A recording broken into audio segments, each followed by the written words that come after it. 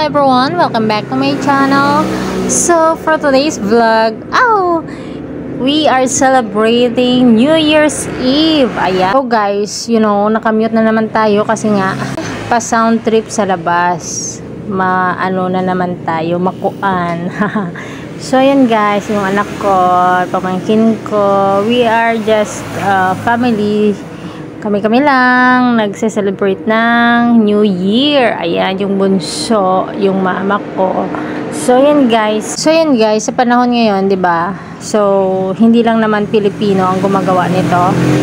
The picture taking muna before anything else. Ayan. So 9 PM, pagodang person. Kakatapos ko lang mag-prepare. Ako nag-prepare niyan.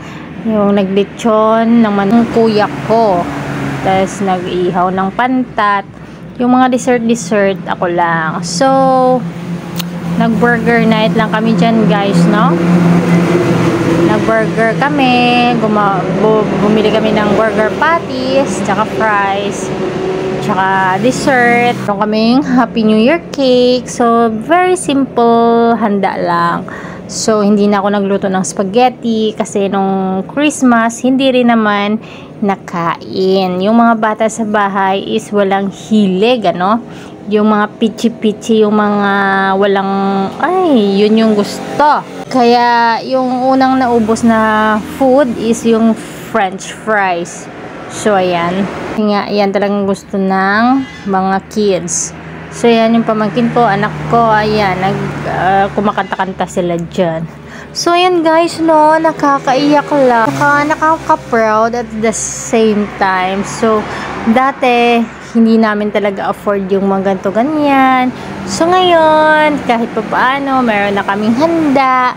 Tapos, meron na rin kaming LED, meron na rin kaming hindi na namin kailangan mag-decorate or gumawa ng banner New Year kasi meron na kaming wifi, meron na kaming TV, so pwede na kaming maglagay ng Happy New Year sa screen. So I'm just sharing lang guys, so nakaka-happy kahit papano, 'di ba? Yung mga dating hindi niyo afford, mga ganyan-ganyan. So yan, yung pamangkin ko, tsaka kapitid kong bunso, nag-chill lang dyan. Sila yung dalawa yung photographer. Tapos nagiinom sila ng gin. So ayan, yung kapatid kong panganay, naka-white. Yung pang-apat, yung naka-green. Yung bunso namin is yung naka-stripe na black and white. The rest is mga pamangkin ko. Yung dalawa, sa Manila na sila na nakatira, pero pinanganak sila sa Manila and then nag-aral din sila dito sa Iloilo. Ngayon na high school na sila, ka-college na yung panganay na lalaki, bumalik sila Maynila kasi mas madali mag-aral doon. Yung magulang nila is doon nakabase yung trabaho. Si mama, si papa, dati hindi naman nagpipicture-picture yan. So yan, yung asawa ko. Ayan, nagpipicture-picture kami. Ayan. Tsaka yung kids namin dyan guys, no? Nagre-reklamo na sila na 3 hours ng picturean.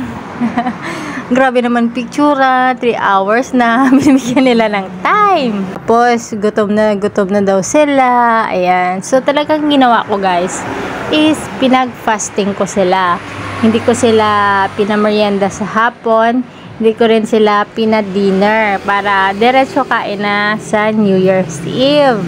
Kasi, nung Christmas, yung handa namin, marami kami handa actually. Mga dessert, mga ganyan. So, hindi rin naman nakain.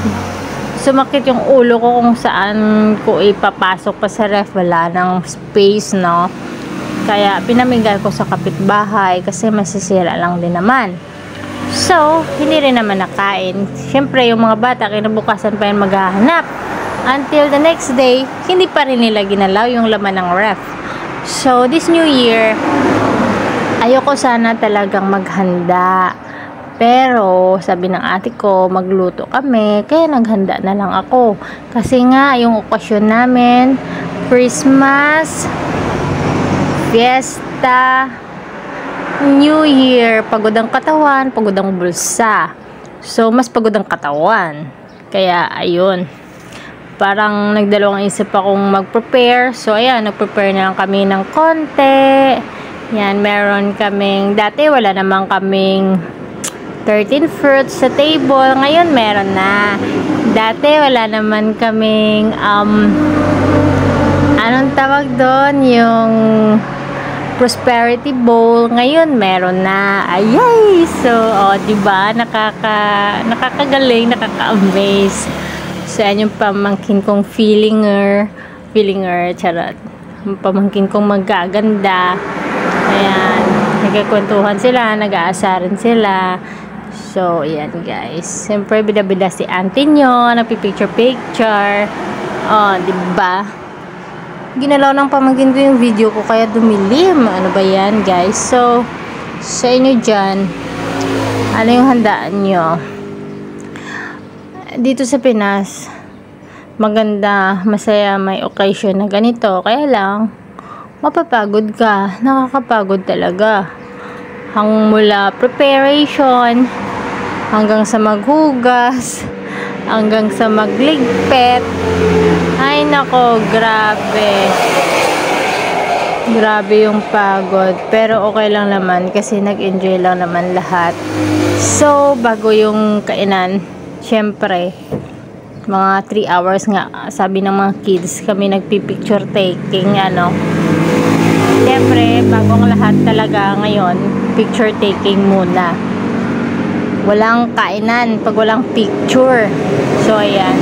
Dati walang ampaw. Ngayon meron na kaming ampaw. Diba? Bongacious. Charot. So, ayan. Kahit konti lang yan yung food namin. Konti lang yung nilagay ko sa table. Kasi nga, hindi rin naman mauubos. Yung mga kids namin, parang kakarampot lang din pakainin. So, ayan. Yung kapatid ko, tsaka pamangkin ko, very, professional talaga yung mag-photographer, charot. Kailangan perfectionist, kailangan perfect talaga. Pag hindi, uulit-ulitin talaga. So, ayan yung bunso namin. Siya yung taga-picture, tsaka yung pamangkin ko. Ako, taga-balandra lang dyan. Nakaka-happy, nagkukulitan yung mama tsaka papa ko. Dati hindi naman ganyan. Kasi dati puro pagod, puro problems and anything. So, ngayon is chill-chill na sila.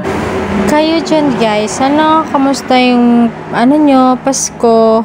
Kamusta din yung New Year's Eve nyo? So, kami chill-chill lang. Just us family. Ngayon, ganun talaga pag New Year's Eve, no? First family or kung sino-sino family. Yun lang kasi nga, yung iba, may kanya-kanyang pamilya.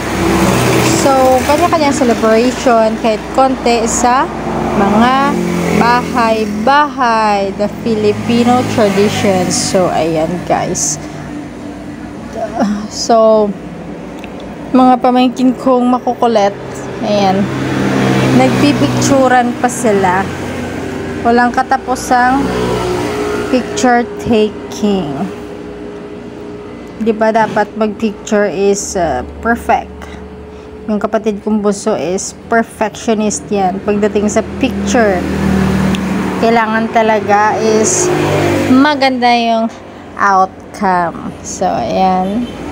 Ginalaw na naman yung cellphone ko, kaya dumilim na naman. Ayan. So, diba, madilim yung kuha sa amin. Hindi makikita yung beauty namin. Saring.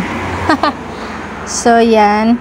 Mga kapatid ko, we are 4 girls, pero 3 lang kami. Yung excuse me, yung isa is nasa Manila. Magulang ng 2 batang yan. Ayan guys, chill lang. Tayong mga Pilipino ay konting handa pero masaya, nagtatawanan, nagkukwentuhan. So, saya na, okay na. Only Filipino can do. Char. So, wala na talaga akong masabi, guys, no? Ayan, pagpasensyahan niyo na yung aking background. Medyo maingay. Ayan. So, kailangan yung picture is perfect. Kaya, ayan, no, kahit anong, ano yan, ina-adjust. Kasi yung screen namin is parang masilaw. Pag may tao is madilim yung picture. Kaya, kailangan maliwanag para makita yung mga face lock namin dyan. Diba?